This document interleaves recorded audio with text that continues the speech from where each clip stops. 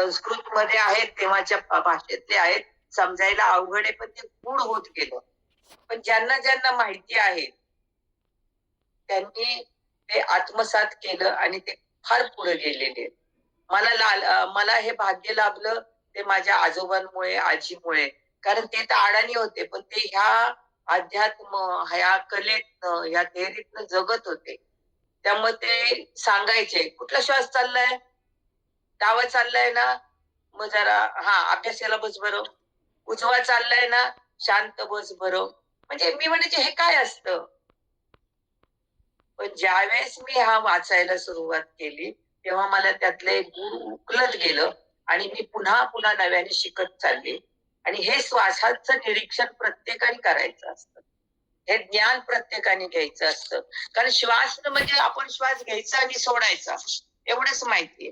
आज जर मी तुम्हाला सांगितलं तुम्ही श्वास घ्या, तर तुम्ही असं दिसता, तर तो श्वास नाहीये. नॅचरली त्याची लांबी रुंदी किती आहे, कुठपर्यंत जातोय, कुठपर्यंत येतोय, त्याचं तत्व कोणतं आहे, हे समजून घ्यायचं असतं. आणि त्याच वेळेस ते अंमलात आणायचं असतं आणि त्यानुसार आपण जगायचं असतं. आता सर्वसाधारण सगळ्यांना माहिती आहे की आपले 3 स्वर आहेत.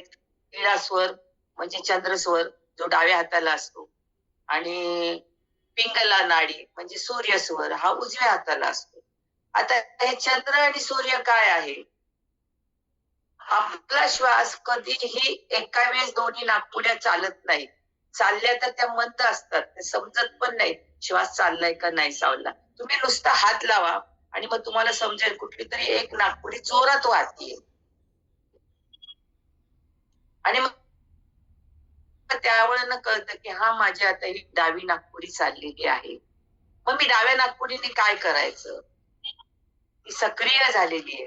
म्हणजे त्यावेळेस मला शांतता ठेवायची, स्थैर्य ठेवायचंय, ग्रहणशीलता ठेवायची. म्हणजे मी ग्रहण करायचं. चंद्र म्हणजे ग्रहण करणे, सूर्य म्हणजे देणे, आक्रमण करणे. ह्या 2 गोष्टी आहेत. मन शांत करणे, थंडावा देणं. जर तुम्हाला खूप गरम होत असेल तर तुम्ही डावी नाकपुडीला तुम्हाला तुमचं शरीर थंड होईल. कारण अर्धा भाग आपला हा चंद्र नाडीचा असतो, अर्धा भाग हा सूर्य नाडीचा असतो. डावा नाकपुडी चाललेली असेल तर आपण वाचन करावं, अभ्यास करावं, चिंतन करावं, काहीतरी नियोजन करावं, ध्यानासाठी बसावं, कारण ते सफल होतं. म्हणजे शांतता, ग्रहण आणि स्थैर्य मिळवण्यासाठी तुमची डावी नाकपुडी चालली पाहिजे. आणि सूर्य स्वर म्हणजे काय? जेव्हा ती सूर्य म्हणजे उजवी नाकपुडी चालू होते, त्यावेळेस काय होते की ऊर्जा निर्माण होते. मग ऊर्जा आपल्याला कशाला लागते? जेवायला लागते, एखाद्याशी भांडायला लागते, एखाद्याशी लढायला लागते, बरोबर की नाही? किंवा एखादं काही कार्य करायचं असेल तर त्यावेळेस पण सूर्य नाडी पाहिजे. लेडीज बायकांना किचन मध्ये स्वयंपाक करायचा, सूर्य नाडी पाहिजे. काही ठिकाणी चंद्र नाडी पाहिजे. मग ह्या सगळ्या गोष्टी आहेत. व्यायाम करायला सूर्य नाडी पाहिजे, भोजन करायला. म्हणजे ह्या सगळ्या गोष्टी काय आहेत? निर्माण करणाऱ्या, पुढाकार घेणारी लोक जे असते त्यांची सूर्य नाडी चालली पाहिजे, बरोबर. आणि सुषुम्ना नाडी म्हणजे काय? प्रवाह. म्हणजे दोन्ही नाडी अगदी संथ चाललेली असते. अशा वेळेस ती एक जास्त वेळ चालत नाही, अगदी कमी वेळ चालते.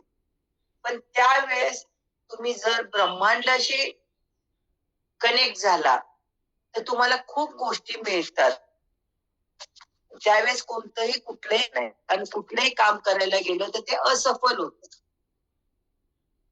तुम्हाला तर सूर्य समजला का? नाडी समजली का? डावी उजवी प्रयत्न केलाय सगळ्यांनी? माझी कुठली नाकपुडी चाललेली आहे, उजवी का डावी, समजतंय का बघा.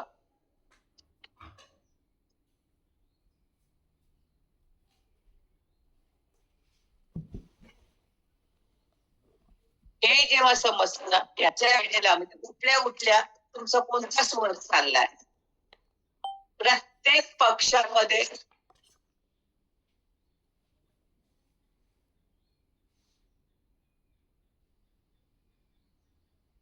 प्रत्येक पक्षामध्ये उठताना वेगळा स्वर चालतो. शुक्ल पक्षामध्ये सूर्य नाडी चालते, चंद्र नाडी चालते आणि वद्य म्हणजे दुसऱ्या कृष्ण पक्षामध्ये आपली सूर्य नाडी चालते. काय योजना केली असेल त्या निसर्गाने, त्या परमात्म्याने, त्याचं त्याला माहित. पण जर मला हे कळलं आणि त्यानुसार मी जर आजचा दिवसक्रम आखला आणि मला त्या श्वासाची लांबी रुंदी कळाली, तर मी कोणत्या वेळेला कोणतं काम करावं हे स्वतः अनलाइज करू शकतात. त्याच्यासाठी मी एक अनुक्रमणिका, एक पेज दिलेले आहे. तुम्ही तुमचा अभ्यास करा, नोंद करून ठेवा. सकाळी उठली कुठला श्वास चालला, त्याच्यानंतर जेवताना कोणता श्वास चालला, दुपारच्या जेवताना कोणता श्वास चाललाय, मी काम करते कोणता श्वास चाललाय, मला आता अनइझी वाटतंय तर मला कोणता श्वास चाललाय. कारण श्वास जर तुम्हाला विपरीत करायला लागतो काही ठिकाणी. कारण जर माझं दुखतंय आणि माझा डावा भाग होतोय, म्हणजे याचा अर्थ काय झालाय की माझ्या डाव्या भागाला डावा भागच चालू आहे. मग तुम्हाला लॉक करायचं आहे. मी कटाक्षाने डाव्या अंगावर झोपणार, म्हणजे तिथलं कामच चालणार नाही ना. तिथल्या पेशींना विश्रांती भेटेल की चला आपल्याला हिला बरं करायचं, तिच्या वेदना कमी करायच्या. मग ज्या संरक्षक पेशी आहेत त्यांचं काम चालू होईल. नाहीतर दुखणाऱ्या पेशींकडे सगळेच ते आपल्या नाही का, कोणाचं काय झालं की आपण सगळेच जातो, काय गो बाई तुला काय झालं, कसं झालं, काय झालं, अशी करत असतो. पण तिला तिला समजून कोण घेतं का? नाही. मग ज्या संरक्षक पेशी आहेत त्यांना जर काम करायचं असेल तर माझा डावा हात दुखतोय, माझा डावा खांदा दुखतोय, माझा डावा पाय दुखतोय, तर मी डाव्या अंगावरच झोपलं पाहिजे. म्हणजे ती बाजू शांत होईल. 1-2-5 मिनिटांमध्ये उजवी नाकपुडी तुमची चालू होईल आणि मग ती तुमचं संरक्षक पेशी काम करायला लागतील तिथल्या.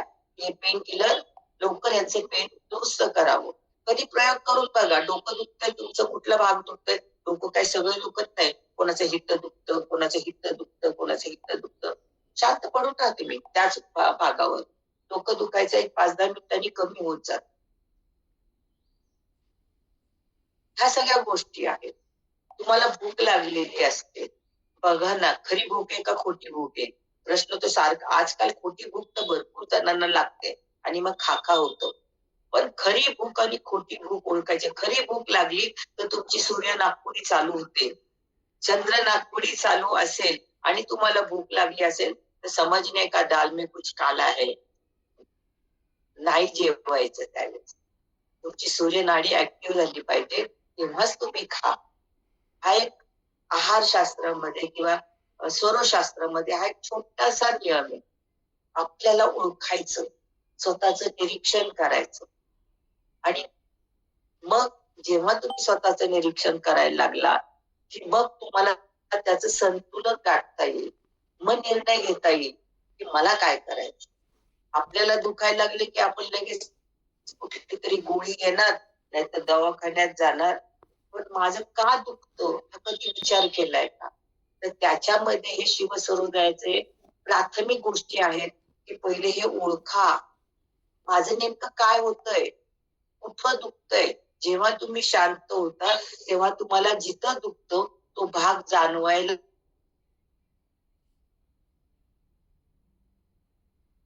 लागतो की अरे बाबा इथं दुखली करा, शिकायचं ते पण.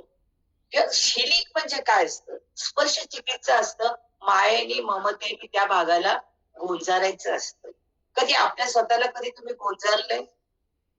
सकाळी उठल्या उठल्या चेहऱ्यात आरशात चेहरा कधी बघितलाय की माझा चेहरा कसा दिसतोय आज, मी कशी आहे? उठल्या उठल्या तुमचा चेहरा तुम्ही बघावा.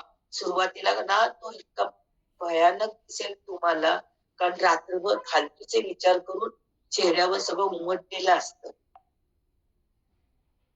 रात्री झोपताना जर विचार केला आज झालं ते झालं, उद्या आपण जमल तसे काम करू. जेव्हा या शांत डोक्याने झोपताल तेव्हा रात्रभर तुमचा मेंदू शांत झोपेल आणि झोपताना सरळ झोपावं, म्हणजे तुमची सुषुम्ना नाडी चालू.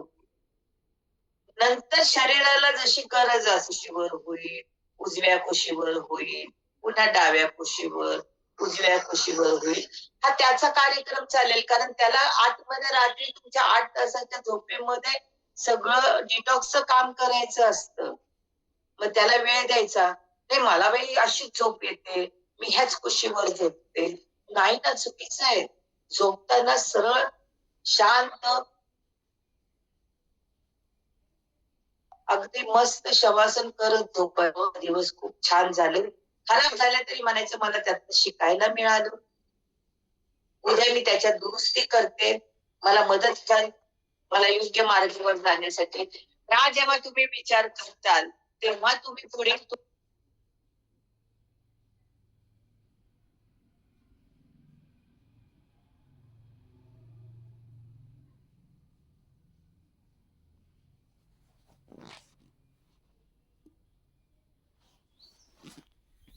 थोडं काहीतरी त्यांच्याकडे कोणीतरी आलंय किंवा काहीतरी काम निघालंय. माईक त्यांनी बंद केलेला आहे. आपण असं सॉरी, कोणतरी आले तेव्हा माझे डॉगी फुगतायत. थोडी डिस्टर्ब झाला, बाजूला गेले मी. पण माझ्या ह्या गोष्टी तुम्हाला समजल्या असतील असं मी समजले. बरोबर. म्हणजे श्वासाचं महत्व किती आहे याचा अंदाज तुम्हाला आला असेल. श्वास निरीक्षण करणं, योग्य स्वर घेणं. आता असं होतं ना, कधी कधी तुम्ही श्वास घेतला तर हेही बघायचंय की माझा श्वास कसा जातो. नाकपुडीच्या मध्यातनं जातो, कधी डाव्या बाजूनी जातो, कधी उजव्या नाकपुडीला म्हणजे ह्या भागाला लागतो, बाहेरच्या भागाला, कधी वरच्या भागाला लागतो. तो तत्वानुसार तो श्वास असतो. अग्नितत्व, वायू तत्व, जल तत्व, आकाश तत्व, या तत्वानुसार त्यांच्या त्या दिशा कळतात. त्यांचा आकारही असतो श्वासांचा. साधं तुम्ही आरशावर जर स्वच्छ केला आणि त्याच्यावर जर तुम्ही श्वास जोरात सोडला तर तुम्हाला तिथे त्रिकोणी, चौकोनी, गोल, विस्तरलेले असे तिथे आकृत्या तयार होतात. त्याच्यावरनं तत्व ठरवलं जातं. जेव्हा आपण शिकू ह्याच्यामध्ये वर्कशॉप मध्ये, त्यावेळेस तुम्हाला सविस्तर ह्या गोष्टी करून घेतल्या पण जातील आणि समजूनही सांगितल्या जातील. त्यावेळेस मात्र आपल्याला आरसा लागेल. दुसरी गोष्ट, चवी पण असतात श्वासांमध्ये. कधी कधी असं असतं ना, जेव्हा तुम्ही उठता तुम्हाला कधी गोड वाटतं, कधी तिखट वाटतं, कधी कडवट वाटतं, कधी खारट वाटतं. हे सुद्धा तुमच्या शरीरातलं तत्व काय बिघडलं हे सांगत असत.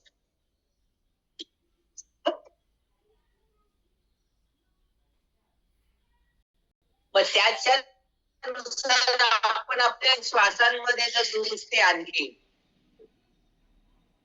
तर तुम्हाला लवकर बरं वाटायला सुरुवात होते. म्हणजे पित्त प्रकृती असेल तर काय वाटणार आहे तुम्हाला? गोड वाटेल, तिखट वाटेल. जेव्हा तुमचं कशा हे ज्या चवी आहेत त्या सुद्धा श्वासावर अवलंबून आहेत. विस्तृतपणे ह्याची सगळी माहिती मिळणार आपल्याला. आज फक्त मी तुम्हाला प्रत्येक गोष्टीची ओळख करून देते, श्वासामध्ये काय काय असतं. दुसरी गोष्ट, श्वासाची लांबी असते. एक गंमत आहे. मला माझ्याकडे काल एक जण आला होता, म्हणजे काल पूर्वी आला होता. तो काय म्हटला, मी एकाला ना माझे पैसे मागतोय पण तो देतच नाही. म्हटलं का? नाही, मला पैसे मागायचे तर त्यांनी मला पैसे कसे देतील हे आई मला सांग.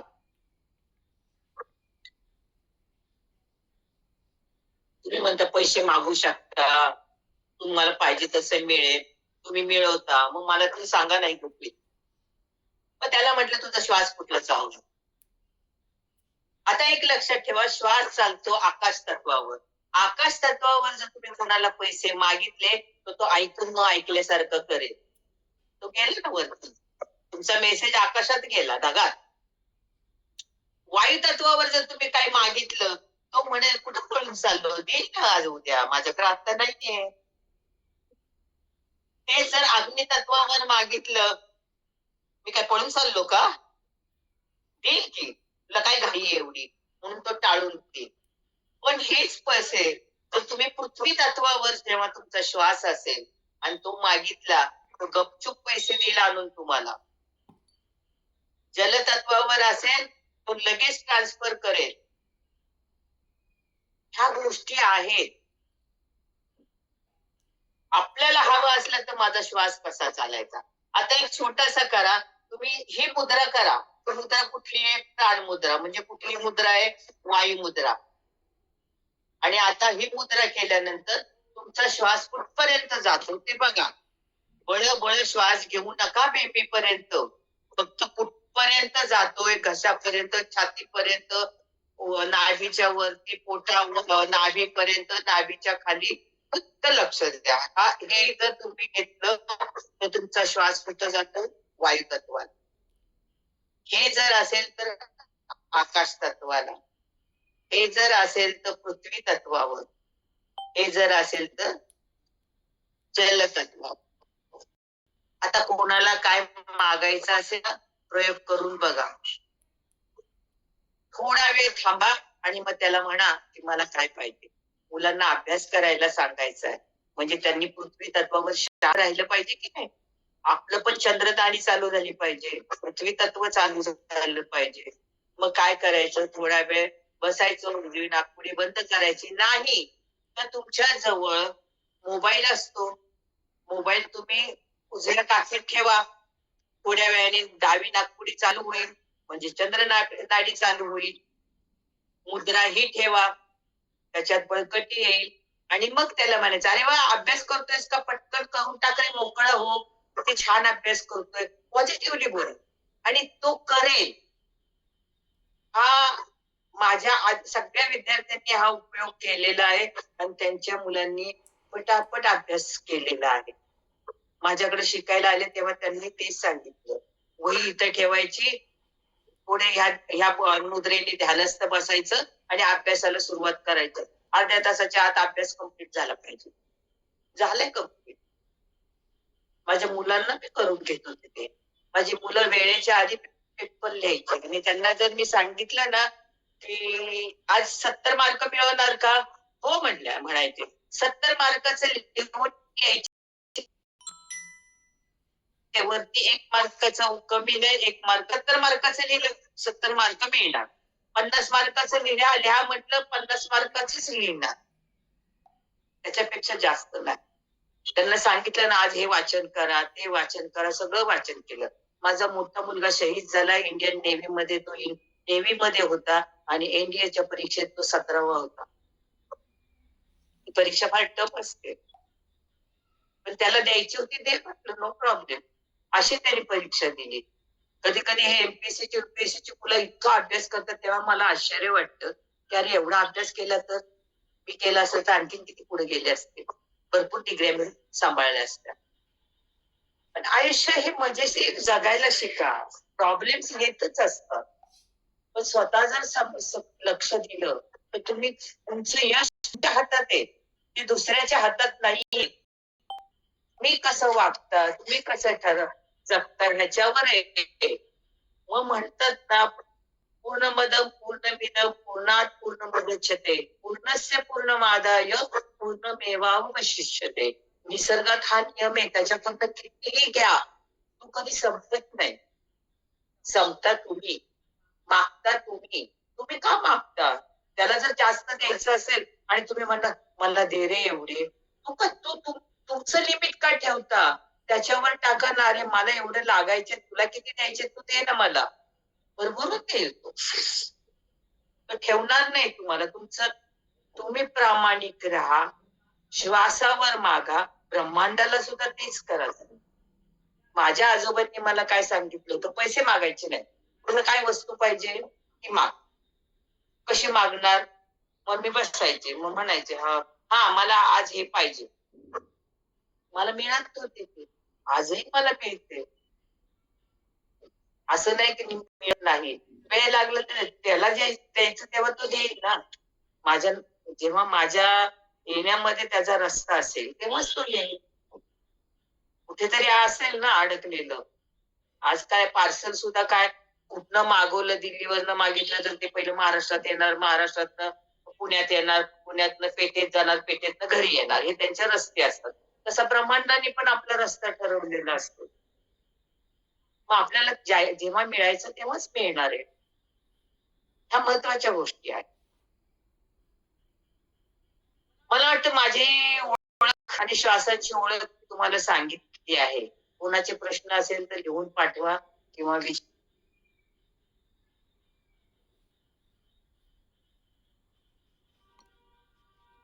माईक बंद झालं मम्मी. आता मी बोललेलं काहीच कळलं नाही तुम्हाला? नाही अगं आता दोन मिनिटापूर्वी, दोन नाही, एक शेवटचं वाक्य. हा गोल्हार सरांशी बोला. गोल्हार सर तुम्हाला सगळी माहिती देईल, कारण सूत्रसंचालन त्यांच्या हातात आहे. मी फक्त शिकवायचं काम करणार आहे.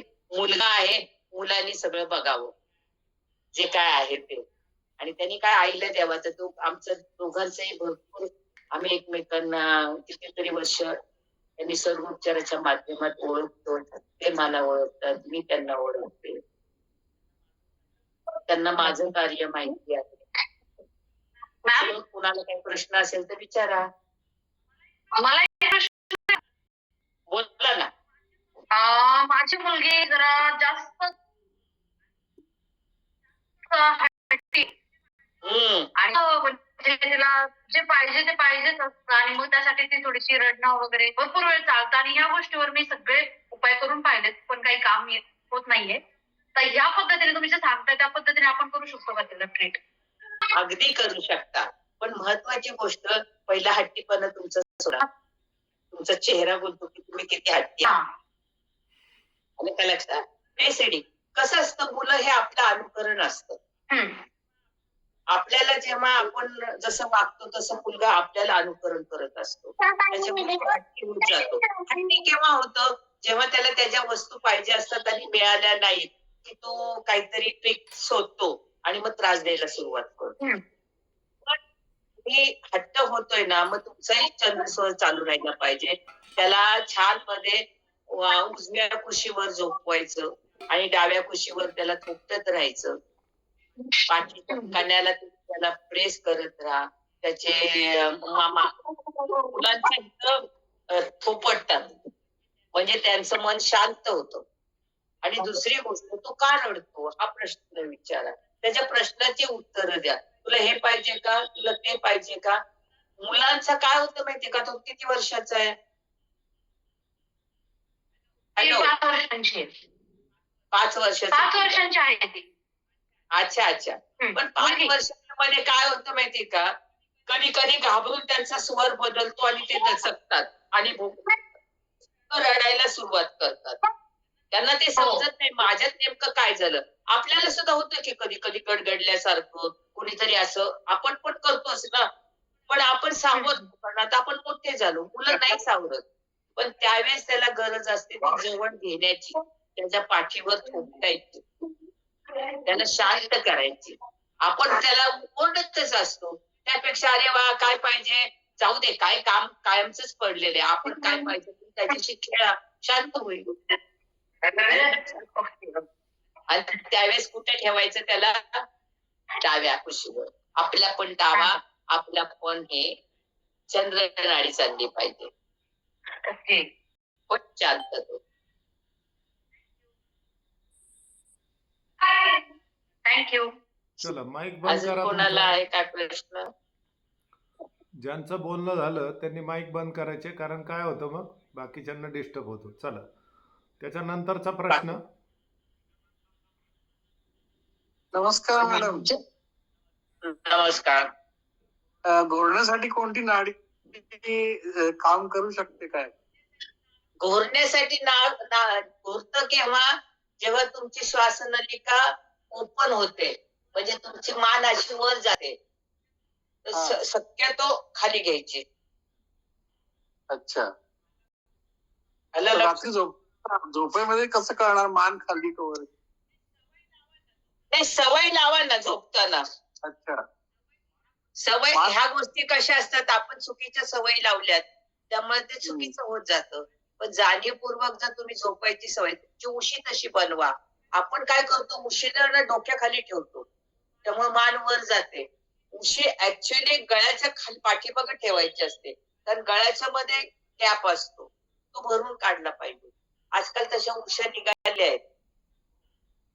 हो. लक्षात आता इथे नीट होतं का मॅडम गाडीने? होतं ना, खूप फरक पडतो. ठीक आहे, धन्यवाद. हा मॅडम. नमस्ते. हा नमस्कार मॅडम. मॅडम इडा नाडी आणि पिंगळा नाडी विषयी जे सांगितलं आपण, तर आता सुषुम्ना नाडी जी चालते तर त्यावेळेला आपण नेमकं काय केलं पाहिजे आणि ती केव्हा केव्हा चालते? काहीच करायचं नाही, शांत. ओके. सुषुम्ना नाडी कुठलंही काम सक्सेस होत नाही त्यावेळेस देवाची प्रार्थना करावी, देवाचा जप करावा, मंत्र म्हणावे. तुम्हाला जी काही साधना दिली असेल ब्रह्मांडाशी कनेक्ट करण्यासाठी आहे. म्हणजे त्यावेळेस साधना करू शकतो आपण, कुठली पण ध्यान किंवा प्रार्थना मंत्र? हो, अगदी अगदी. म्हणूनच ते सरळ झोपायला सांगतात. सरळ झोपलं की तुमची सुषुम्ना नाडी चालू होते. मग जेव्हा तुमचं ध्यान संपल्यानंतर मग उजव्या कुशीवर व्हा किंवा डाव्या कुशीवर व्हा असं सांगितलं जातं. म्हणजे तुमचा तो स्वर चालू करून तुम्हाला उठवलं जातं. आलं बरोबर. लक्षात? हो. आणि नैसर्गिक सुषुम्ना नाडी सुरू होण्याच्या नैसर्गिक वेळा कोणत्या मॅम? म्हणजे जे जनरली त्यावेळेला सुरू होतेच का म्हणजे? कसं असतं माहिती का, प्रत्येक नाडी ही तत्वानुसार चालते. म्हणजे जर तुम्ही विचार केला तर 4 अंगुल, 8 अंगुल, 12 अंगुल, 16 अंगुल, तुम्ही तुमचा पहिला एक निरीक्षण करा की माझं कुठं चाललेलं आहे. हो. इथल्या इथं जर श्वास फिरला तर तो आकाश तत्व, त्याच्या खाली गेला तर हे काय आहे, वायू तत्व ना. त्याच्या खाली गेला तर काय होतं, अग्नी तत्व. त्याच्या खाली सॉरी वायू तत्व, खाली गेला अग्नी तत्व होईल, मग पृथ्वी तत्व होईल आणि मग जल तत्व होईल. त्यामुळे श्वास जर तुमचा छातीपर्यंत येत असेल तर तुमची कुठलीच कामं सक्सेस होणार नाही ना. त्यामुळे योग्य श्वास घेण्याची सवय लावा. मग त्याच्यासाठी व्यायाम करा. म्हणजे फुगा फुगवणं, फुगा जोरात सोडणं, बळबळ श्वास घ्यायचा नाही. की प्राणायाममध्ये काय होतं, तुम्हाला मुद्दाम श्वास घेणं आणि सोडणं होतं. सूर्योदय शास्त्रामध्ये बळ श्वास घ्यायचा नाही, बळ श्वास सोडायचा नाही. नॅचरली आला पाहिजे. नॅचरल म्हणजे नैसर्गिकपणे तो तिथं चालला पाहिजे. तर तुमची कामे सक्सेस होणार, तुमचे आजार बरे होणार. तुमचा जर आजार होत असेल तर सगळ्या गोष्टी आहेत ते. आता ह्याच्यामध्ये एक गोष्ट, एक छोटस मला आता आठवलं, मी सगळ्यांना सांगते की प्रत्येकाला वाटतं माझ्यावर कोणीतरी करणी केली, माझी दृष्ट लागली, माझ्यावर काळा जादू झाला किंवा मला आज उत्साहच वाटत नाही. मग अशा वेळेस काय होतं, आपला ऑरा तर खराब झालेला आहे. मला आता ऑरा क्लीन करायचा आहे. मग कसा क्लीन करायचा, तर एक भीमसेनी कापडाचा तुकडा घ्यायचा, एक छोटा अंगठा एवढा. माझा जो श्वास चाललेला असेल त्या हातात मी तो कापूर ठेवायचा. आता माझा डावा स्वर चालू आहे तर मी डाव्या हातात कापूर ठेवणार आणि 1 मिनिट मला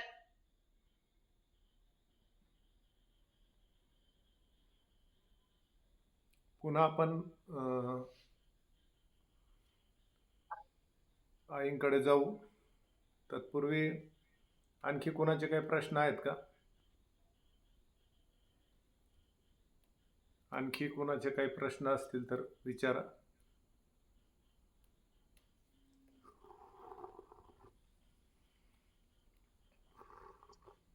हॅलो. हॅलो, आपण आलो होतो. एक मिनिट मी पूर्ण करते. करू? हो हो, भीमसेनी कापूर हातात पकडायपर्यंत आपण आलो होतो. हा, भीमसेनी कापूर माझा डावा स्वर चालू असेल तर डाव्या हातात, उजवा स्वर चालू असेल तर उजव्या हातात तो घ्यायचा आणि फक्त म्हणायचं काय, माझ्या शरीरातील दुःख, वेदना आणि नकारात्मकता या कापराबरोबर जळून जाऊ दे. श्वास घ्यायचा, रोखायचं आणि 3 वेळा म्हणायचं. ओके, त्याच्यानंतर काय करा की क्लॉकवाईज आपल्यावरनं फिरवायचंय. माझं सगळं वेदना, दुःख, नकारात्मकता जळून गेली, वेदना, दुःख, नकारात्मकता जळून गेली, हे सगळं श्वास रोखून करायचं आणि घराच्या बाहेर जाऊन किंवा खिडकीमध्ये तो पेटवून टाकायचा. भयानक घाण वास येतो, काळा काळा धूर होतो आणि थोड्या वेळाने तुम्हाला बरं वाटायला सुरुवात होते, तुमच्या वेदना पण जातात. हे आहे श्वासाचं एक टेक्निक. करून बघा, प्रयत्न करा. नाही जमलं तर पुन्हा विचारा, मी अवश्य सांगते. आता कोणाचा प्रश्न आहे? कापूर किती वेळ फिरवायचा? 5 वेळ बोलल्यापूर्वी. कापूर आपल्या हातात ठेवायचंय आणि म्हणायचंय, हो माझ्या वेदना, दुःख, वेदना आणि नकारात्मकता जळून जाऊ दे. एवढंच तर वाक्य बोलायचंय, तीनदा बोलायचं. आणि क्लॉकवाईज फिरवायचं. हा, आणि बाहेर जाऊन जाळून टाकायचं. क्लॉकवाईज कितीदा फिरवायचं? 5-6 वेळा फिरवा. 5-6. Clockwise for 5 to 6 seconds फक्त. Clockwise.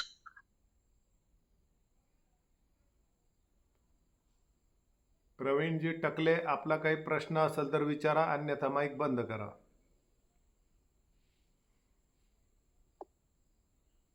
तुमचा काही प्रश्न असेल तर विचारू शकता. जय गुरु मॅडम. हॅलो. प्रश्न विचारा. हा मॅडम, मनाची चंचलता कमी करून योग्य डिसिजन घेण्यासाठी काय करावं लागेल त्याचं? चंद्रनाडी मन शांत करते ना.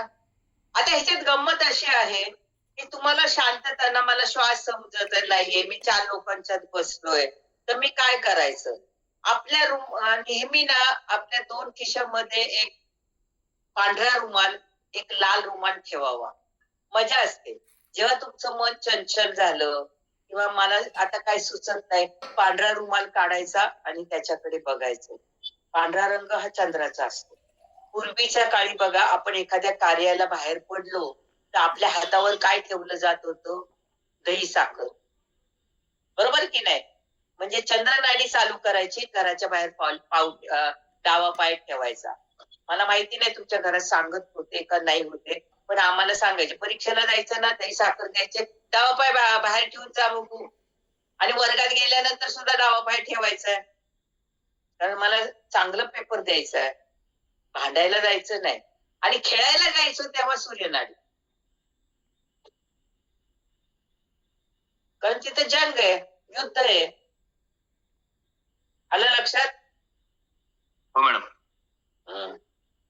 आता मी एक गोष्ट सांगते. वकिलाला तो मला म्हटलं, मी कसं काय करायचं? म्हटलं, मला तुमच्या सारखं त्या समोरच्या व्यक्तीने जर तुम्हाला उत्तर द्यायचं असेल तर तुम्ही तसंच झालं पाहिजे, तसं वागलं पाहिजे. मग काय करायचं? आधी सुरू व्हायच्या आधी त्याला लस्सी पाजा, तो शांत होईल. तुमच्या प्रश्नांची जेव्हा ज्यांची क्विक केस असेल आणि त्याला वकिलांनी लढावं वाटत असेल तर त्याला काय सांगते, गेलं ना की त्याला मस्त चहा पाज, नाही तर बटाटा वडा खायला दे, घरनं लाल चटणी घेऊन जा, त्याच्यावर लाल चटणी टाका, त्याची सूर्यनाडी चालू होईल आणि तो लढायला उभा राहील. विरोधाभास आहे ना, पण मजा आहे. आलं का लक्षात? ही सवय लावायची असते.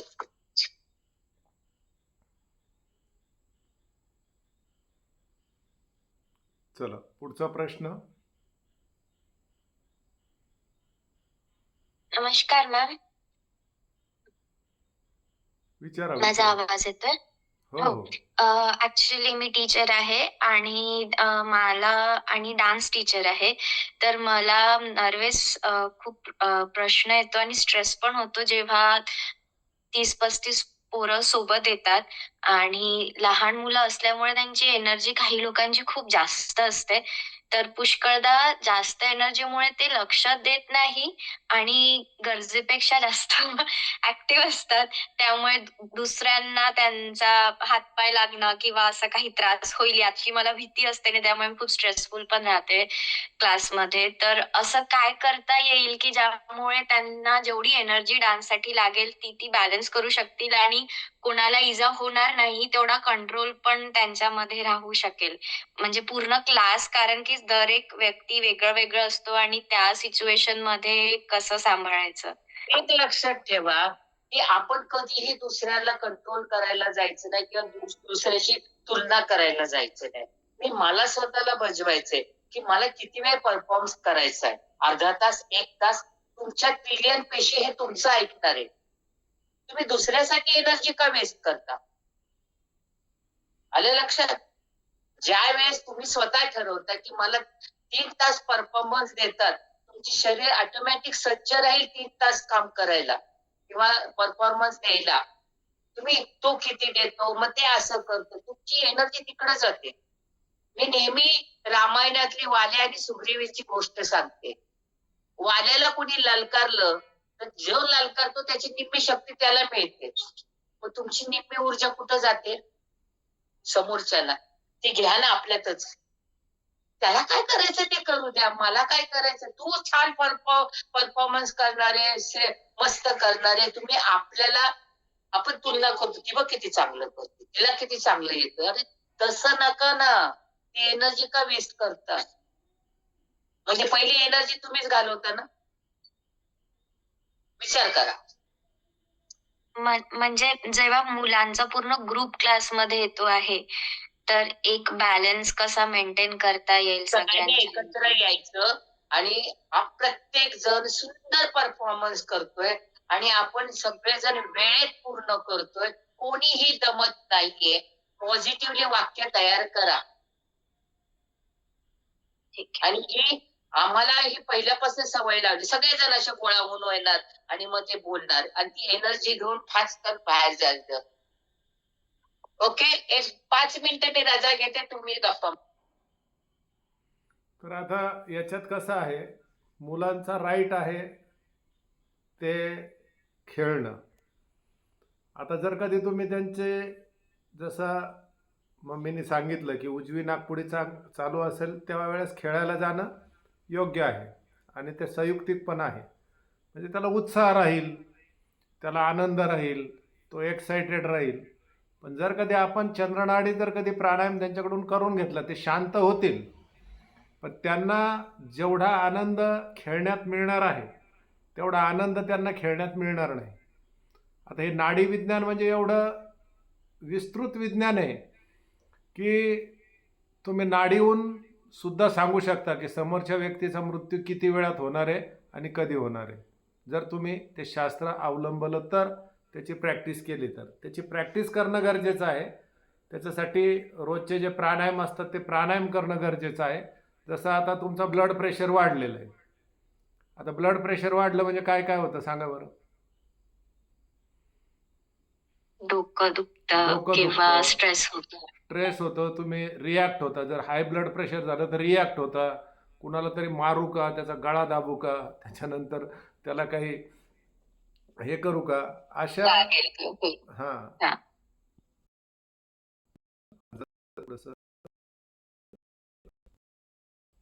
आवाज येतोय? काहीतरी आवाज येतोय ना?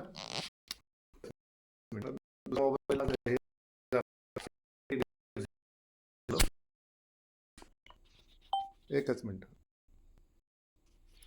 कदाचित डाटा संपला.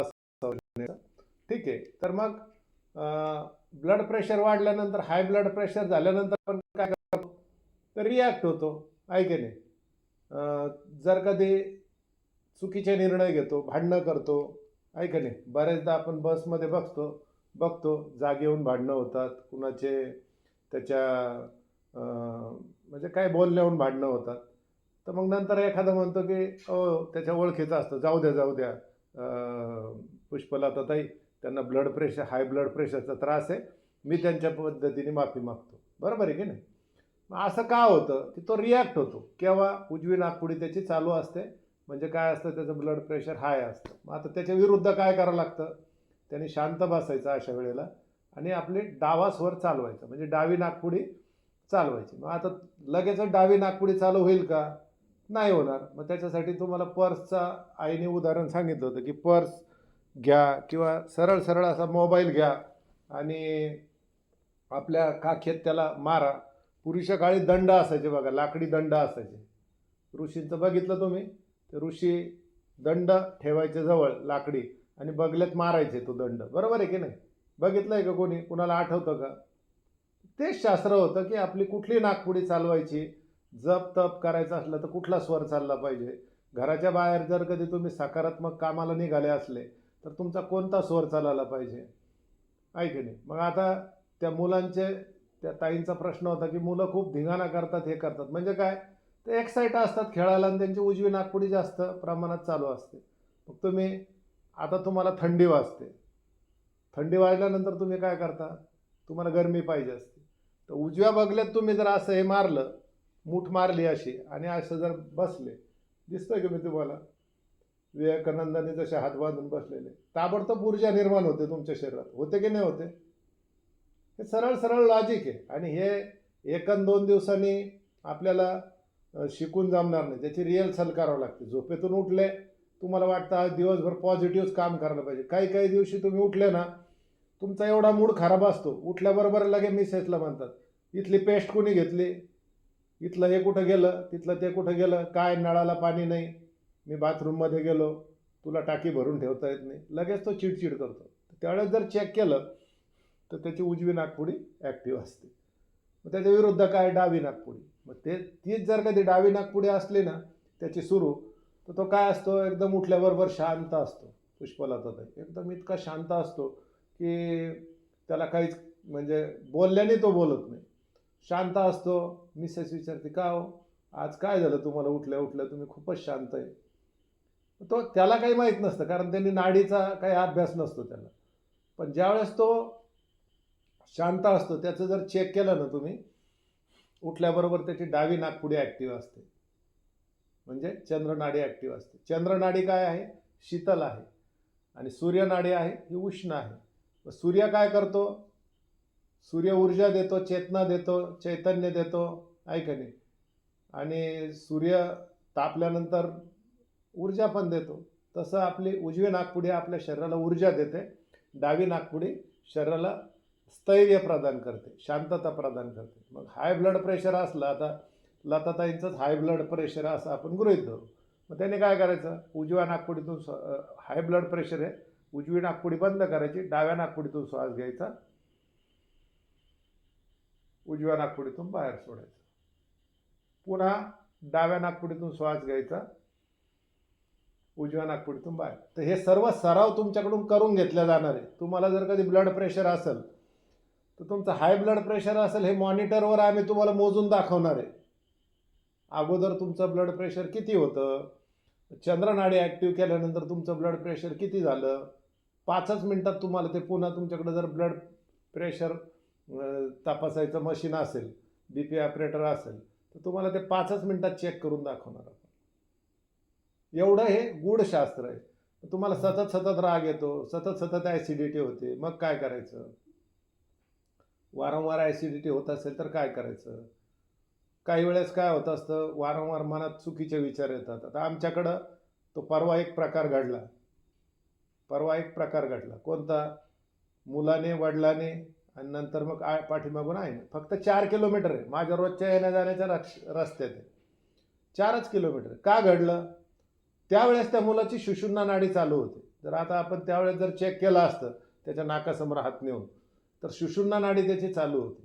आणि ज्यावेळेस माणसाचा शेवटचा काळ जवळ येतो त्यावेळेस माणसाची सुषुम्ना नाडी चालते. नाही तर बघा, तुमच्या घरी कोणी वयोवृद्ध आजोबा आजी असतील आणि त्यांचा जर अंत्यकाळ जवळ आलेला असेल आणि तुम्ही त्यांना भेटायला गेले असाल, तर तुम्हाला ताबडतोब लक्षात येतं की त्यांची त्यावेळेला कुठली नाडी ॲक्टिव्ह होती. तर शेवटच्या घडीला सुषुम्ना नाडी ॲक्टिव्ह होती, ती पण ॲटोमॅटिक होते. जसं दीपक सरांनी विचारलं, ती केव्हा होते? तुम्ही भांडणं करता, एकमेकावर रागवता. मग भांडणं करताना काय होतं, भांडणं असे लटकतात, हा त्याला शिवीगाळ करतो, तो त्याला शिवीगाळ करतो, तो सूर्यनाडीमध्ये करतो. पण तो सूर्यनाडीमधून शिफ्ट काय होतो, तो सुषुम्ना नाडीमध्ये शिफ्ट होतो. खूप त्याला राग आला, खूप तो जर कधी हायपर झाला, तिथंच त्याला अटॅक येतो, त्याचा मृत्यू होतो. असे प्रकार आपण बऱ्याचदा ऐकलेले आहे की नाही आहे. आणि मग आपण दोष कशाला देतो, की दोष त्याच्या काही जे प्रॉब्लेम असतात त्या प्रॉब्लेमला दोष देतो, किंवा काय त्याच्यासोबत त्यावेळेस काय घडलेलं असेल त्याला ते दोष देतो. पण तो दोष कशाचा असतो, आपल्या नाडीचा दोष असतो. मग आता किती जणांना वाटतं हे शास्त्र आपल्याला शिकायचं आहे? किती जणांना वाटतं, मला सांगा बरं, हे शास्त्र किती जणांना वाटतं आपल्याला शिकायचं आहे? मूळ मुद्द्यावर येऊ आपण. जय गुरुदेव. हा, मला थोडा आवाज कमी येतोय. मला पण शिकायचं सर. चला, 2 आणखी 3 4 4 5 6 7 8 9 10 11 12 13 14. चला, तर आता बघा, आता बऱ्याच जणांना असं वाटत होतं की याची फीस काय असेल. बऱ्याच जणांनी मला पर्सनली प्रश्न केले. मी त्यांना सांगितलंही की फीस ही 9,000 रुपये, सॉरी 3,000 रुपये फीस असेल. मी तर ज्यावेळेस केला त्यावेळेस मला 9,000 रुपये फीस सांगितली होती एक जणांनी. मग मी आईला विचारलं, तर आई म्हणे मी 3,000 रुपये फीस माझ्या क्लासची घेते. म्हणजे यांना मी आई म्हणतो, आपल्या ज्या मीनाताई जगताप आहे. म्हणजे बघा, एक जन्मदाती आई असते आणि एक सांभाळणारी किंवा आपल्याला योग्य मार्गावर घेऊन जाणारी आई असते. आता ती नाही आहे म्हणून तिच्या पाठीमागं सांगतो. आणि माझी आई एकदम मी 3.5 वर्षाचा असतो तेव्हाच गेली. त्याच्यानंतर मला एक आई मिळाली, तिचं नाव आहे मंगल, आणि दुसरी मिळाली ती मीना. म्हणजे एकेरी नाव नाही घ्यायला पाहिजे, पण तुम्हाला कळण्यासाठी सांगतो. मग जर कधी आता या वयात गालगोचे घेणारे कोणी जर असेल, आता गालगोचे कळतात ना तुम्हाला, ते गाल धरून ओढले. हिने इतके ओढले गाल माझे, पुण्याला शिबिरामध्ये गेलो होतो आम्ही, दोघं सोबतच होतो, की मला 2-3 तास संध्याकाळी मी तिला म्हणलं, तुझे ते गालगोचे अजून, ती म्हणजे लहानपणी घेतले नाही ना तुझे कोणी. तर असं आमचं नातं आहे. मग 3,000 रुपये फीस ही त्या क्लासची आहे. तर मग तिला विचारलं, आई काय फीस ठेवायची? तर ऐका, एकदा ऐकून घ्या, पार्श्वभूमी ऐकून घ्या.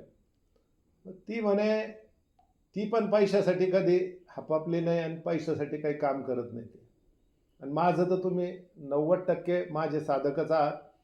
सगळ्यांना माहिती असं आहे, ज्यांच्याकडं पैसे नसतात आणि ज्यांना म्हणजे सविताताई वराडे सांगतील की पैशासाठी क्लास आहे का, त्याच माईक ऑन करून सांगतील. माझे क्लास पैशासाठी असतात का, त्याच माईक ऑन करून सांगतील तुम्हाला. मग त्याच्यानंतर माझी पार्श्वभूमी मी स्पष्ट करतो. नाही सर, पैशासाठी कधीच क्लास नसतो आपला. तुम्ही फक्त आरोग्यासाठी क्लास घेता. ज्याची अडचण असली त्यांना तुम्ही पैशाचं कधीच म्हणत नाही. आणि प्रत्येक क्लासमध्ये क्लास नाही. आता म्हणजे माझे पैसे कोणी ठेवले नाही. मी यांना काय विचारलो, तर कधी पगार मागे पुढे होतात, कधी कुणाचं पैशाची ॲडजस्टमेंट नसती, लेडीजला बजेट दिलं असतं एवढ्या याच्यात तू कुटुंब भागव, काही महत्त्वाचे कामं निघतात, काही हे पैसे असले नसले तरी आपलं कुणाला हे नसतं. तर आता तुम्हाला काय वाटतं, आता याची तर 3,000 रुपये फीस आहे, गुरुदक्षिणा आपल्याला आईला द्यायची आहे. तर तुम्हाला काय वाटतं, काय काय फीस ठेवायला पाहिजे?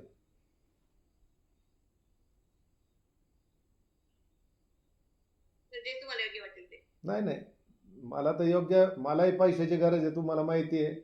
पण माझं सोडून द्या विषय. पण आई जी आहे, आपण तिला हा क्लास घ्यायला लावणार आहे. 1 महिना तो क्लास असेल, त्याच्यात 5 क्लास असतील, प्रत्येक आठवड्याला तो एक क्लास असेल. तर त्याच्यात काय करणार आपण, तुम्हाला 8 दिवसाचं शेड्यूल देणार. त्या 8 दिवसाच्या शेड्यूलमध्ये तुम्ही ती प्रॅक्टिस करायची. काही व्यायाम किंवा त्या नाड्या ॲक्टिव्ह करण्यासाठीचे काही तुम्हाला हे सांगणार, टूल्स सांगणार. जसं तिने सांगितलं की परीक्षेला जाताना दही आणि साखर खाल्ली की त्याची चंद्रनाडी ॲटोमॅटिक ॲक्टिव्ह होते. मग काही खायचे पदार्थ सांगणार. जसं आता जर कधी आता लताताईचं BP लो झाला खूप. आता लताताई म्हणाला हाय होता तेव्हाही माझं नाव घेतलं, लो होतं तेव्हा माझंच नाव घेतलं. मग लो झाला तर काय करणार, त्यांना थोडंसं 2-3 हे 1-2 लवंगा चावून खाऊन सांगितलं कचा कचा, तर काय होणार, आपोआप त्यांचं BP वाढून जाणार. किंवा मिरची खायला दिली, हिरवी मिरची खायला दिली, लाल मिरची खायला दिली, आपोआप BP वाढणार. कळालं? तर सांगण्याचं माझं तात्पर्य काय, आपण या सगळ्या गोष्टी अनुभवणार आहोत. तुमचं प्रॅक्टिकल करून घेतल्या जाणार. जे चिडचिड करतात, समजा आमच्या दुसऱ्या मीनाताई आहे, त्यांची चिडचिड खूप होते. शांत आहे तशा ते, पण चिडचिड खूप होते. मग त्यांनी काय करायचं, 8 दिवस प्रयोग करून बघायचा. त्यांचं जे प्रश्न त्या टाकतील त्या प्रश्नावर आपण त्यांना सोल्युशन टाकू, की 8 दिवस त्यांनी मग तो उपाय करायचा. मग 8 दिवस उपाय केल्यानंतर मग आपण त्यांना पुढं भविष्यात 8 दिवसाचा पर्याय सांगणार. मग 8 दिवस ते करणार आणि त्यांचा अनुभव शेअर करणार. आपण हे प्रॅक्टिकल करून घेणार 1 महिना. हे सगळं त्याच्यासाठी लागणारे प्राणायाम आणि जे ऑनलाईन क्लासला आहे त्यांचे तर डायरेक्ट करून घेणार आपण. जे ऑनलाईन क्लासला आहेत त्यांचे डायरेक्ट करून घेणार, कारण बरेचसे माझे लाईफ टाईम मेंबर आहे याच्यामध्ये. मग आता पटकन आपण मूळ विषयावर येऊ. तुम्हाला काय वाटतं, काय फीस ठेवायला पाहिजे, काय दक्षिणा? फीस तर म्हणता येणारच नाही. सर जय गुरुदेव. हम्म. फीसच्या बाबतीत तुम्ही विचारत आहे सर, पण फीस म्हणजे 3,000 जे सांगितले ना ती म्हणजे काहीच नाही सर. जर बाकीच्या गोष्टी जर विचार केला, समजा लेडीजच, मी पण लेडीज आहे, तर आपण कुठे गेले लग्न समारंभात काहीतरी निमित्ताने काही घ्यायचं म्हटलं तर 5-10 हजाराची किंवा कमीत कमी 2-3 हजाराची साडी तर घेऊनच घेतो, किंवा ते इमिटेशन ज्वेलरी मध्ये पैसे घालवतो. जर आज मॅडमने, मम्मी मॅडमने जे एवढं ज्ञान, म्हणजे पहिलाच क्लास अर्ध्या तासामध्ये जर एवढं सांगितलंय, तर पूर्ण महिन्यामध्ये केवढं ज्ञान मिळणार आहे. म्हणजे ती 3,000 फी म्हणजे काहीच नाही. ज्ञानाच्या याच्यामध्ये ना काही जास्त नाही फी, असं माझं वैयक्तिक मत आहे. बरोबर आहे. चला, शुभस्य शीघ्रम. स्कॅनर दिसतंय ना तुम्हाला? मी जर कधी समजा हे केलं ना, चला पहिलं कोण शुभारंभ करतं? जे शुभारंभ करेल त्यांच्यासाठी उद्या काय फीस राहील तर 3,000च राहील. पण जर कधी तुम्ही आज हा क्लासची फीस पेड करताय तर तुम्हाला याची फीस फक्त आणि फक्त 2100 रुपये तुम्हाला 2100 रुपये तुम्हाला याची फीस भरावी लागणार आहे. आणि 2 मिनटं थांबा, मी हे चालू करतो. पटपट पटपट रजिस्ट्रेशन करायचं आहे. लगेच टाकायचं आहे ना सर, ऑनलाईन लगेच ना? लगेच Screenshot लगेच टाक. लगेच स्क्रीनशॉट नंतर पाठवा मला. नाही, आता स्क्रीनशॉट काढून टाकायचा का sir? Live Welcome to HDFC Bank's Madhav Vyapar battery percentage 100. Mobile network connected. तुम्हाला HDFC माझं Bank's Madhav स्कॅनर Vyapar दिसतंय का? connected. जय गुरुदेव. ह्या स्कॅनरवर तुम्ही जर आता भरत असाल, नंतर तर त्याचे 3,000 भरावे लागतील तुम्हाला. पण आता जर तुम्ही पे करत असाल तर फक्त आणि फक्त Receipt. तुम्हाला 2,000 rupees on HDFC Bank's Madhav Vyapar. चला 2,000 आलेले, कुणाचे आले मला नाही सांगता येणार. मी ते बघून नंतर ठरवेल, कारण हा मोबाईल इकडं कनेक्ट आहे. एक जणाची फीस आलेली आहे. 2100 पाठवा. Receipt 100 rupees on HDFC Bank's Madhav Vyapar. चला हरकत नाही. आता क्लासचा टाइम काय राहील आहे? टाईम हाच राहील, 6:30 ते 7:45 संध्याकाळी. शुक्रवारी सर्व Receipt 2,100 rupees on HDFC Bank's Madhav Vyapar. गुरुवारी राहील काय? आता आज कोण वार आहे? हां, गुरुवारीच राहील. गुरुवारीच राहील. Receipt 3,000 rupees on HDFC Bank's Madhav Vyapar. हे कोण आहे राजा? हे कोण आहे? कुबेराच्या कुळातले कोण आहे 3,000 रुपये पाठवणारे? असं करू नका. 2100 रुपये पाठवा. 2100 रुपये पाठवा. जय गुरुदेव. टाकायला तुले सर. नेनिमा नारखेडे. चला, सर रात्री टाकले तर चालेल का? हो चालेल. आता काहीतरी पाठवा. 100, 50, 200 तर तुम्हाला या स्कीमचा लाभ घेता येईल. 1000 मला याच्यावर जमत नाही ना ते, म्हणून म्हटलं. ठीक आहे, संध्याकाळी पाठवा.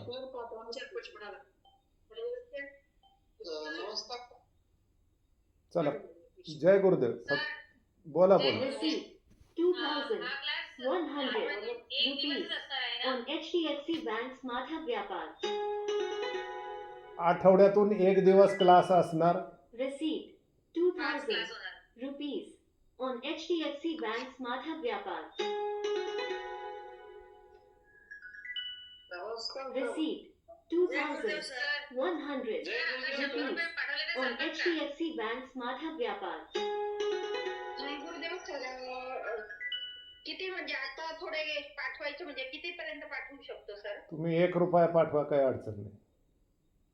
100 Receipt 100 rupees on HDFC Bank Smartha Vyapar.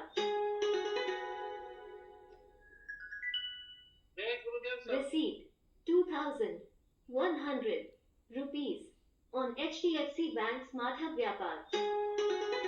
तुम्हाला माहिती आहे, जे जुने साधक आहे, की हा मॅसेज माझ्या सगळ्यात आवडीचा आहे. हां, गुरुदक्षिणा जरी मम्मीला जाणार आहे माझ्या, तरी हा सर्वात आवडीचा मॅसेज आहे माझा, जो आता तुम्ही ऐकताय. बरोबर. तुम्ही माझ्या बाकीचे पैसे कधी पे करायचे? बाकीचे पूर्ण पैसे पे केल्यानंतरच तुम्हाला ग्रुपला ॲड केला जाणार. त्याचा सेपरेट ग्रुप असणार. तुम्हाला काय काय करायचं आहे त्याचं सर्व माहिती त्या ग्रुपवर सेपरेट टाकल्या जाणार. त्या ग्रुपवर मॅसेज करण्याची सुविधा पण ओपन राहणार. तुमची छोटीशी अडचण Receipt तुम्ही 500 rupees on HDFC Bank हां, Smartha तुम्ही Vyapar. काय करा, जय गुरुदेव बोलण्याच्या ऐवजी डायरेक्ट बोला. काय तुमचा प्रश्न आहे मांडा. सर मी जीपेवर पैसे टाकले, हरकत नाही. त्याचा स्क्रीनशॉट मला पाठवा. तुमच्या नावावर टाकले. स्क्रीनशॉट पाठवा, काय अडचण नाही. हो. गुरुदेव सर माझे पाठवले सर निलिमा नारखेड. चला, आणखीन त्याच्यात वेगळं पण भरपूर मिळणार आहे. नुसतं एवढंच मिळणार नाही. माझ्या आईकडं 100 भरपूर मोठा खजाना आहे. on HDFC Bank Smartha Vyapar. नुसतं तुम्हाला शिव सरोदयच मिळणार नाही. ती जर आपल्यासोबत जॉईन जर झाली. Receipt 100 rupees on HDFC Bank Smartha Vyapar. Receipt 2100 rupees on HDFC Bank Smartha Vyapar. Receipt 100 rupees on HDFC Bank Smartha Vyapar. 17 लोकांचे 100 रजिस्ट्रेशन झालेले आहे. 17 on लोकांचे. HDFC Bank Smartha Vyapar.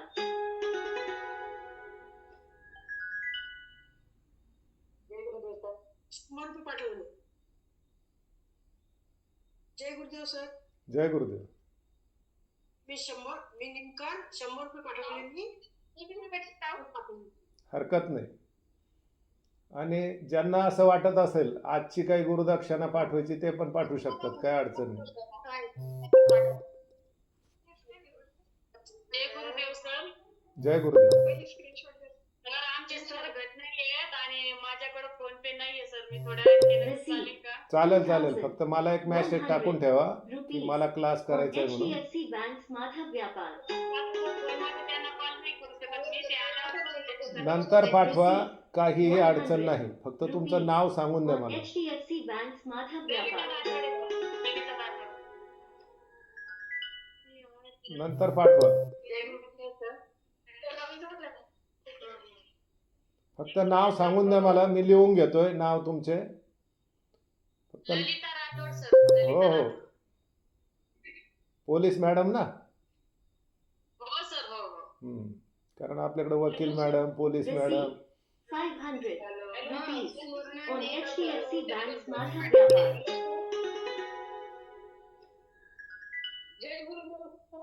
Jai Gurudev.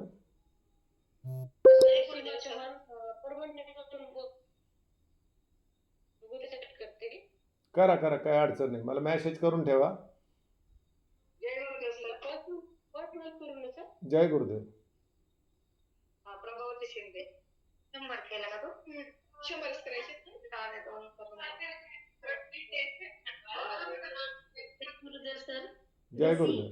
2100 rupees on HDFC Bank Smartha Vyapar.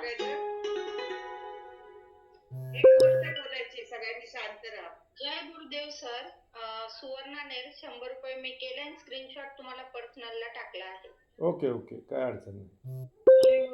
मी 2100 रुपये केलेत आणि screenshot टाकलाय. Okay okay. जय गुरुदेव सर, मी पण 2100 रुपये केलेत आणि स्क्रीनशॉट टाकते. Okay okay. जय गुरुदेव सर. 18 साधकांचं रजिस्ट्रेशन झालेलं आहे.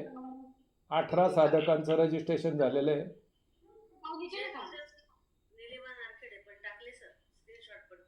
Okay okay. आता मी माईक बंद करतोय सगळ्यांचे. फक्त ज्यांना बोलायचं त्यांनी माईक ऑन करा आणि बोला. काय गोंधळ खूप चालला.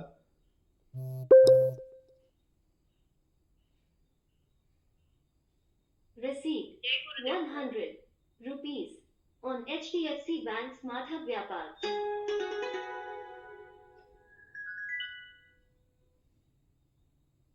क्षमस्व, मला जरा बाहेर पडावं लागलं. एक मुलगा खाली पडला होता तर तो खूप रडत होता म्हणून सारखे हाक मारत होते खाली. तर त्याला नीट केलं आणि तुमच्या बरोबर परत आले समोर. त्याची नाभी जागेवर केली आणि हसत हसत गेला पळून तो. मग त्याची नागपुडी कोणती चालू होती मदर? शांत होती. तो एकदम सुन्या नागपुडीवर होता आणि त्याचं पडल्यामुळं काय झालं की त्याचा उजवा पाय लचकला होता. उजवा पाय लचकला, उजवी नागपुडी चालू झाली आणि मग ती दुखायला लागली होती. मग त्याला त्याची पहिली नाभी जागेवर आली. त्याला डाव्या कुशीवर झोपवलं, उजव्या कुशीवर झोपवलं. थोडं जरा थोपटलं. शांत म्हटलं काय झालं? काय नाही, मी आजी ठीक आहे. आणि तू गेला आणि आता तुमच्या पुढे आले. असं कोणीही माझा रात्री वेळ रात्री सगळेजण येत असतात. त्यांना माहिती आहे. 2100 rupees on HDFC Bank Smart Hub Vyapar.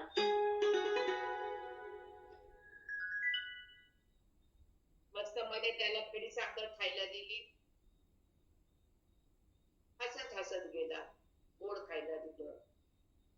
Treatment सगळ्या आपल्या हातात असतात. पण आपण काय होतं माहितीये का, मुलाला पहिलं रागवतं, कुठे गेलं धडपडायला, झालं का, पडलास का. पण त्याच्यापेक्षा जर त्याला गोडीने बोललं तर तो शांत पण होतो. फक्त तुमचा वेळ मी घेतला. पण गोल्हार सरांनी तुमच्याशी बोलले असतील सगळं. त्यांचं बोलणं झालं शेवटी शेवटी मी ऐकलं सुद्धा. बरोबर सांगितलं ना. हो हो, धन्यवाद धन्यवाद. Receipt 2000 rupees on HDFC Bank Smart Hub Vyapar. सगळ्या गोष्टी आता आपण गुरुदक्षिणा किंवा फी देतो. आपण तसं बघायला गेलं तर काही 100 कारण ही rupees व्हॅल्यू आहे. on HDFC Bank Smart Hub Vyapar. तेव्हा जर तुम्ही पैसा देता ना, जर कुणी जीपी केला असेल तर आकडा लिहून तुम्ही डाव्या करगडीनेच तो दाबला, सबमिट केला, पैसे रिटर्न तुमच्याकडे परत येते. काय काय? त्याच्या डबलीने. जेव्हा आपण एखाद्याची व्हॅल्यू करतो तेव्हा ब्रह्मांड त्याच्या पटीने आपल्याला रिटर्न करत असते. हेही मी तुम्हाला क्लासमध्ये शिकवणार आहे. Receipt कारण लक्ष्मी म्हणजे 2000 काय हेच आपल्याला rupees माहिती on नाही. HDFC Bank Smart Hub Vyapar. कोणी सांगू शकेल का लक्ष्मी म्हणजे काय? लक्ष्मीची व्याख्या काय कोणी सांगू शकेल का? आवाज येतोय का? एवढं माहिती आहे, लक्ष्मी अनापगामिनी आहे. ती जर समोरच्या दरवाज्याने आली, वाजत गाजत आली तर ती टिकते. पाठीमागच्या दरवाज्याने आली तर ती टिकत नाही. जीवनामध्ये क्लेश, दुःख, दारिद्र्य, अपमान, त्याच्यानंतर जेल, आणखी बरेच प्रकार घडतात जीवनामध्ये. पाठीमागच्या लौकिक अर्थ घालतात, पण मी नेहमी लक्ष्मीचा अर्थ सांगते. लक्ष्मी. Receipt माझ्याकडे 100 rupees on HDFC Bank Smart Hub Vyapar. Lakshmi कुठं आहे? Receipt शेषनागावर. 100 विष्णूच्या rupees पायाची सेवा on करते. HDFC Bank Smart Hub Vyapar. पालनकर्त्याची सेवा करते. मी ज्यावेळेस पालनकर्त्याची सेवा करतात, पालनकर्ता म्हणजे आज कोणीही, आज कोणाला सण शिकवतायत, तुमचं पालनच करतायत. मी शिकवणार आहे, मी पालन करणार आहे, तुम्हाला सांभाळणार आहे. वडिलांनी तुमचं पालन केलं, तुमच्या नवऱ्याने तुमचं पालन केलं, तर त्यांची सेवा करा. तुम्हाला सगळ्या गोष्टी भरपूर मिळतील. समजला लक्ष्मीचा अर्थ? Yes madam. सो लक्ष्मी माझ्यात आहे.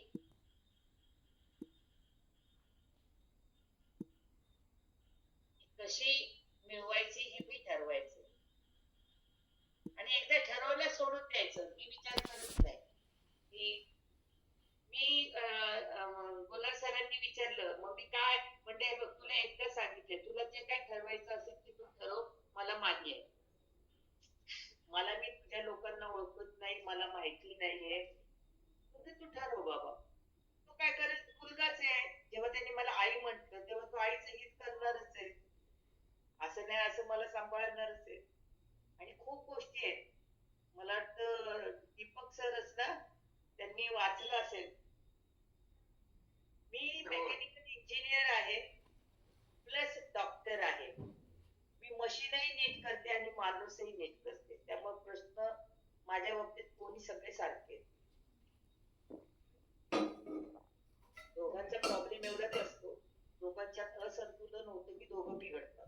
त्यांना संतुलन केलं, त्यांना त्याची जाणीव करून दिलं की दोघं पळायला लागतात. बरोबर? बरोबर माई. ओळखलं का? हो, ओळखलं. शिल्पा, माझी लाईन गेली ना म्हणून मी तुम्हाला दिसणार नाही. आई ग, पण मी ओळखलं ना. ओळखलं ना? हम्म. खूप छान सांगितलं माई तुम्ही. हम्म. आणि खूप आवडलं मला आणि प्रत्यक्षात परत मला क्लासमध्ये पण शिकता येईल तुमच्याकडनं भरपूर छान. तुमच्याकडे ग्रुप जे आहेत गोलार सरांच्या मार्फत आपण भेटत राहू. त्या ग्रुपवर तुम्हाला जे काही प्रश्न असतील ते अवश्य प्रश्न टाका. त्याचं मन मी तुम्हाला व्हॉइस मेसेज देईल किंवा लिहून देईल, मला जसा वेळ असेल तसं. फक्त स्वतःशी प्रामाणिक राहा. बरोबर आहे. महत्वाची गोष्ट ती आहे. स्वतःशी प्रामाणिक राहा, स्वतःचं निरीक्षण करा. मला कुठला प्रॉब्लेम आहे पहिले स्वतः ओळखायला शिका. दुसऱ्याच्यावर तुम्ही सोपवू नका. ना तुमचं शरीर सोपवू नका, ना म्हणजे आर्थिक, मानसिक आणि शारीरिक दुसऱ्यावर सोपवू नका. मम्मीच्या उजव्या नागपुडीला डायरेक्ट टाके देऊन आणावं लागते शिल्पाच्या. नाही, मी देईल ना. नागपुडी सुरू आहे. माझी आज डावी नागपुडी सुरू आहे. म्हणूनच तू शांत आहे. माईने जे जे शिकवलं पूर्ण मी सविस्तर लिहिलं आणि माई म्हणूनच तू डावी नागपुडी सुरू आहे. म्हणूनच तू शांत आहे आज. चालते. जय गुरुदेव मम्मी मॅम. मी सुवर्णा पाटील. आपण सोलापूरला भेटलो तर तुमचं जे तुम्हाला जे म्हणजे तिथे ऐकलं ना, तर तेव्हाच मला असं मनात वाटत होतं की अजून पुन्हा तुमचं लेक्चर किंवा तुमच्याशी असा संवाद साधता आला पाहिजे किंवा तुमच्याशी असं कनेक्ट झालं पाहिजे असं मला मनात वाटत होतं. आणि मी सरांशी बोलणार पण होते, पण ते काही म्हणजे असं वेळच नाही मिळाला बोलायला पण ते, पण तिथे पण काही वेळ नाही मिळाला. तर ते म्हणजे आपोआपच घडून आलं आज. म्हणजे जे मनात इच्छा होती ना ती पूर्ण झाली. हेच असतं, ही इच्छाशक्ती असते. कारण त्यावेळेस सुद्धा तेच हे केलं होतं. मला मुद्दाम वेळ कमी दिला होता का, तर मला तुला किती वेळ दिला तरी तुला खूप ओरडते, तू खूप